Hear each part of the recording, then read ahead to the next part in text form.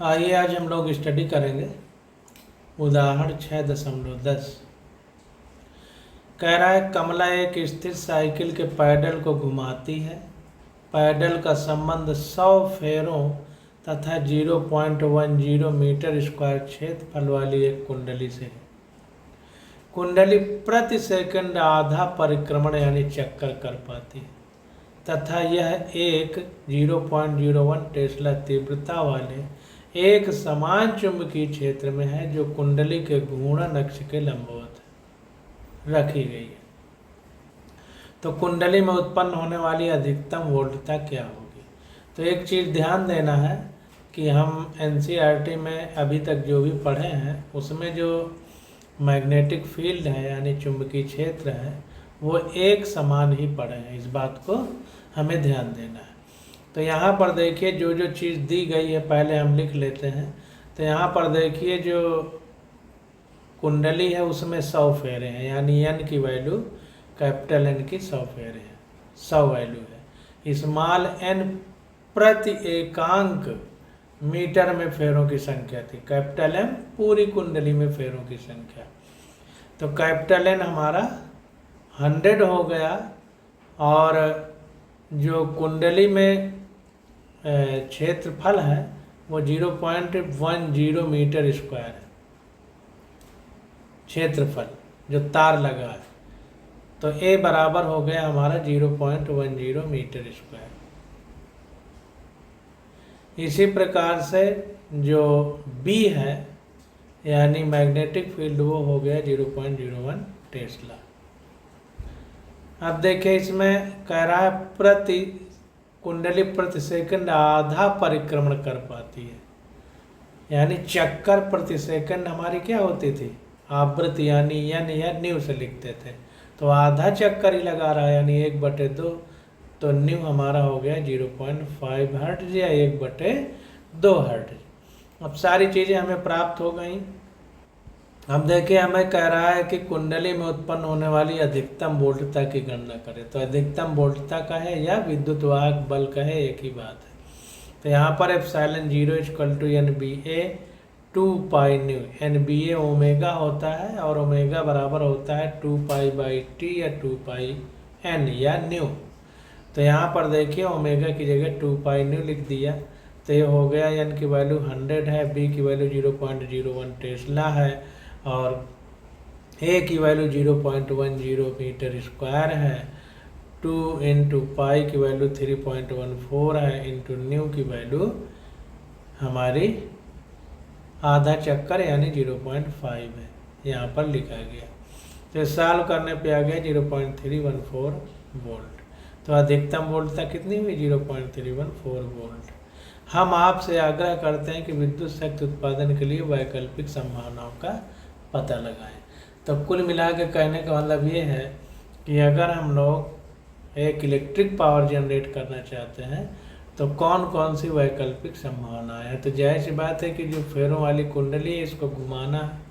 घुमाने के लिए आप सोलर पैनल लगा करके उससे एनर्जी ले सकते हैं, या हमने पीछे पढ़ा था कि पानी जहाँ नहर है वहाँ पर एक लगा करके पहिया और उसमें कॉइल लगा करके उसको पानी के माध्यम से घुमा सकते हैं, डीजल इंजन से घुमा सकते हैं, पेट्रोल इंजन से घुमा सकते हैं, या थोड़े बहुत बिजली उत्पन्न करना है तो हाथ से घुमा सकते हैं। ये सब संभावनाएं हैं। अब देखिए आगे हम लोग समरी पढ़ेंगे। तो समरी में देखिए कह रहा है कि क्षेत्रफल की किसी सतह को एक समान चुंबकीय क्षेत्र बी में रखने पर उसमें से गुजरने वाले चुंबकीय फ्लक्स को निम्न प्रकार परिभाषित कर सकते हैं। तो φB = BA यहाँ पर देखिए कैपिटल में लिखा गया, मतलब मोटे अक्षर में लिखा गया, यानी यहाँ पर एकांक क्षेत्रफल और ये जो चुंबकीय क्षेत्र है ये सदिश राशियाँ हैं।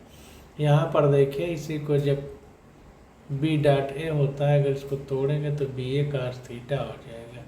यहाँ पर थीटा हमारा जो चुंबकीय क्षेत्र है और कुंडली का जो क्षेत्रफल है उसके बीच जो कोण बन रहा है वो है। अब देखिए दूसरे पॉइंट में कह रहा है कि फैराडे के विद्युत चुंबकीय प्रेरण के नियम के अनुसार एन फेरे युक्त कुंडली में प्रेरित विद्युत वाहक बल उससे गुजरने वाले चुंबकीय फ्लक्स में परिवर्तन की दर के तुल्य होता है। एनसीईआरटी में पढ़ चुके हैं। अब ये सारांश में उस बात को लिख रहा है। तो epsilon equal to minus N D phi B upon D T. यहाँ पर फाई बी एक फेरे से संबद्ध चुंबकीय फ्लक्स है।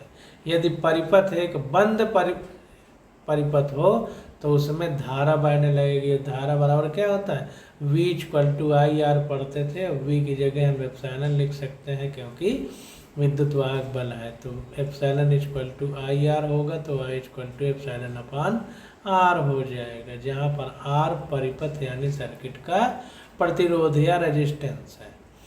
अब देखिए आगे कह रहा है कि लेंज के यहाँ पर देखिए D phi B upon D T यानी समय के साथ परिवर्तन की बात की जा रही है चुंबकीय फ्लक्स के, इसलिए D phi B upon D T लिखा गया है। लेंज के नियम के अनुसार प्रेरित विद्युत वाहक बल की ध्रुवता इस प्रकार होती है कि वह उस दिशा में धारा प्रवाहित करे जो उसी परिवर्तन का विरोध करे जिसके कारण उसकी उत्पत्ति हुई है।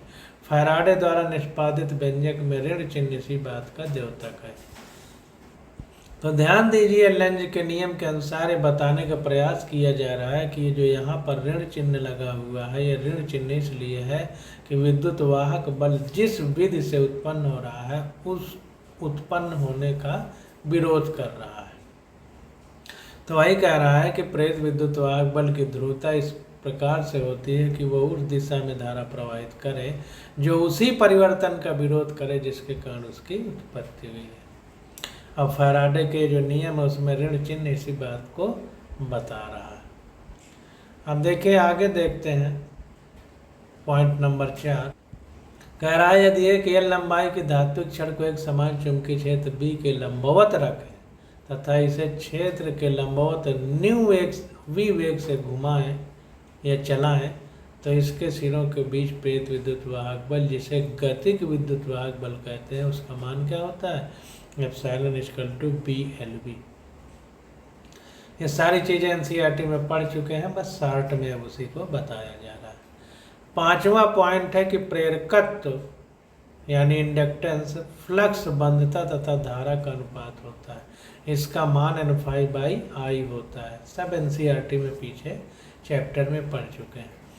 कह रहा है किसी कुंडली, जिसको कुंडली 2 मानेंगे, में धारा परिवर्तन निकट स्थित कुंडली जैसे कुंडली 1 है में प्रेरित विद्युत वाहक बल उत्पन्न कर सकता है। इस संबंध को epsilon 1 equal to minus M12 DI2 upon DT द्वारा व्यक्त करते हैं।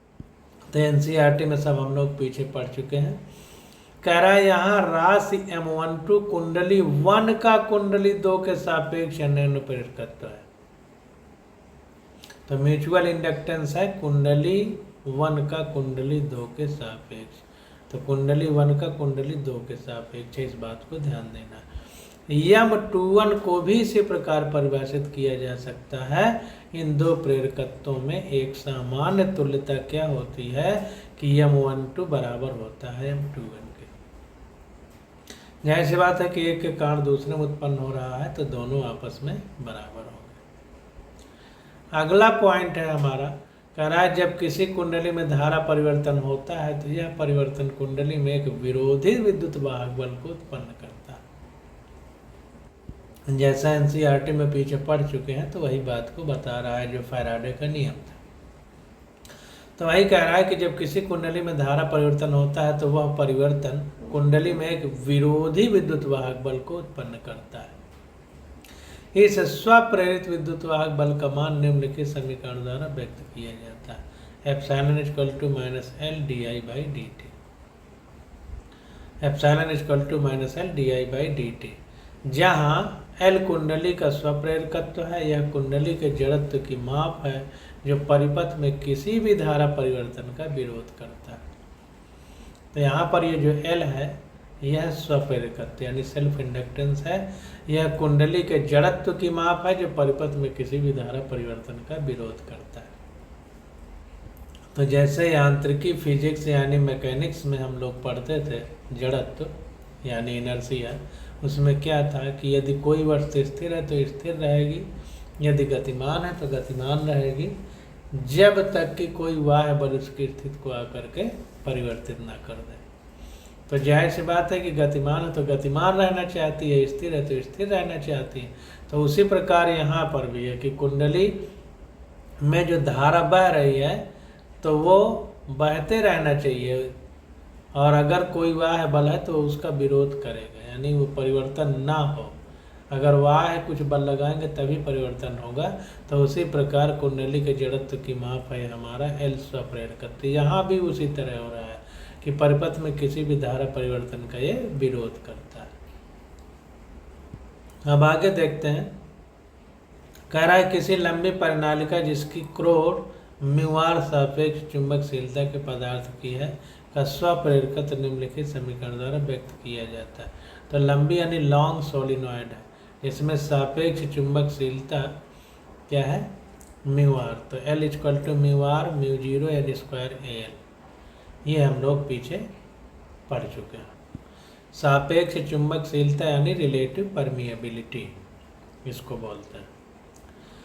अब यहाँ पर ये जो है परिनालिका के अनुप्रस्थ काट का क्षेत्रफल है, L उसकी लंबाई है, और इस स्मॉल n इकाई लंबाई में फेरों की संख्या है, कैपिटल N पूरी लंबाई में फेरों की संख्या है।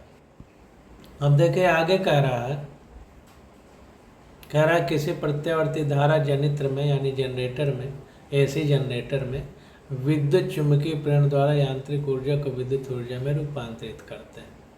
तो वही बात आ गई, जैसे इंजन से उसको अल्टरनेटर को घुमाते हैं, यानी इंजन की जो यांत्रिक ऊर्जा है वो विद्युत ऊर्जा में वो बदल देता है। यदि n फेरों वाली तथा एक अनुप्रस्थ काट वाली कुंडली एक समान चुंबकीय क्षेत्र B में प्रति सेकंड न्यू चक्कर लगाए, प्रति सेकंड V चक्कर लगाए, या न्यू और V लगभग एक जगह तरह लिख देते हैं, तो गतिक विद्युत वाहक बल का मान क्या होगा। तो epsilon equal to NBA 2 pi nu sine 2 pi nu T. तो यहाँ पर देखिए ये न्यू है यानी आवृत्ति है। तो ये फार्मूला निकल के आ गए, सारे हम लोग पीछे पढ़ चुके हैं। तो ये शॉर्ट फॉर्म में एक तरह से सारांश में हम लोग फार्मूलों को समरी कर सकते हैं। इसके द्वारा व्यक्त किया जाता है, इस फार्मूले के द्वारा गतिक विद्युत वाहक बल यानी डायनेमिक इलेक्ट्रोमोटिव फोर्स। यहाँ हमने मान लिया है कि t बराबर 0 सेकंड पर कुंडली चुंबकीय क्षेत्र के अभिलंब होते हैं। यहाँ पर ध्यान देना है कि जब समय t 0 मानते हैं तो उस समय कुंडली और चुंबकीय क्षेत्र के बीच का जो कोण है वो 90 डिग्री होना चाहिए। अब देखिए आगे देखते हैं, यहाँ पर देखिए प्रतीक है, राशि है, प्रतीक है, मात्रक, विमाएँ और उनका समीकरण।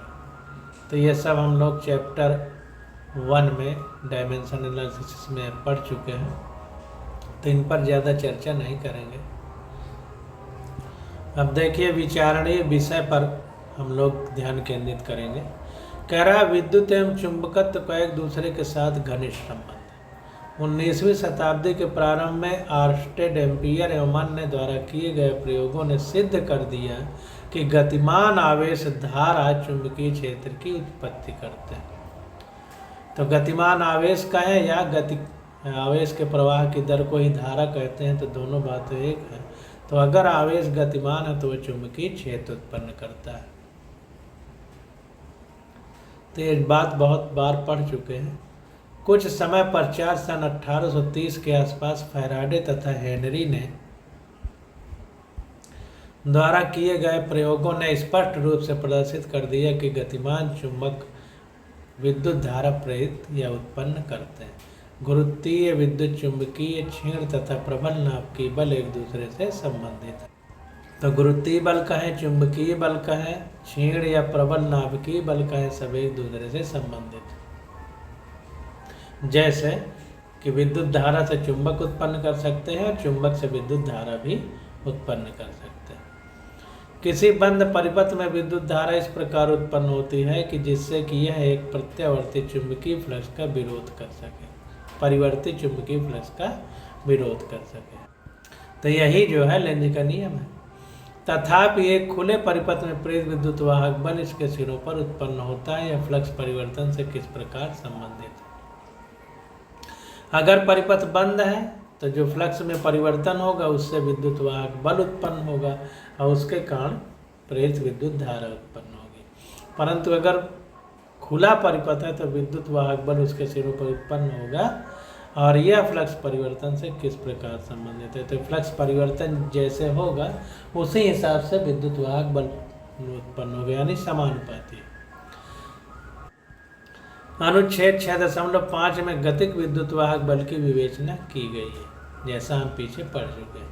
इस अवधारणा का निष्पादन हम गतिमान आवेश पर लगने वाले लॉरेंज बल का प्रयोग करते हुए फैराडे के नियम से भी स्वतंत्रतापूर्वक कर सकते हैं। ये भी हम पीछे पढ़ चुके हैं। तथापि यदि आवेश स्थिर भी हो तथा लॉरेंज बल का QV क्रॉस B पद क्रियात्मक नहीं है, तब भी समय के साथ परिवर्तित चुंबकीय क्षेत्र के कारण एक प्रेरित विद्युत वाहक बल उत्पन्न होता है। तो ध्यान दीजिए कि अगर जो है आवेश रुका हुआ है, यानी धारा नहीं प्रवाहित हो रही, लेकिन अगर चुंबकीय क्षेत्र में परिवर्तन कर दिया जाए, परिवर्तित चुंबकीय क्षेत्र यानी चुंबकीय क्षेत्र में परिवर्तन किया जाए, तब भी विद्युत वाहक बल उत्पन्न होगा। तो इसको ध्यान दीजिए, हालांकि हम लोग पीछे इस बात को पढ़ चुके हैं।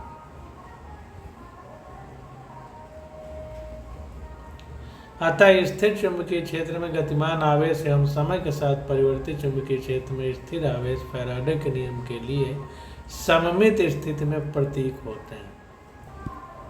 तो यहाँ पर देख रहे हैं कि या तो आवेश गतिमान हो या चुंबकीय क्षेत्र परिवर्तित हो, दोनों स्थितियों में विद्युत वाहक बल उत्पन्न होता है। तो इसीलिए कह रहा है कि अतः स्थिर चुंबकीय क्षेत्र में गतिमान आवेश एवं समय के साथ परिवर्तित चुंबकीय क्षेत्र में स्थिर आवेश फैराडे के नियम के लिए सममित स्थिति में प्रतीत होते हैं, यानी दोनों का एक जैसे काम है, इक्विवेलेंट। यह फैराडे के नियम के लिए सापेक्षता के सिद्धांत की प्रासंगिकता पर ललचाने वाला संकेत है।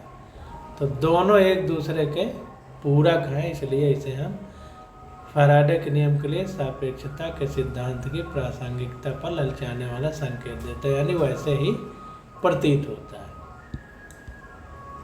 अब देखिए अभ्यास प्रश्न आ गए, तो इसकी स्टडी हम लोग अगले लेक्चर में करेंगे। आज बस यहीं तक।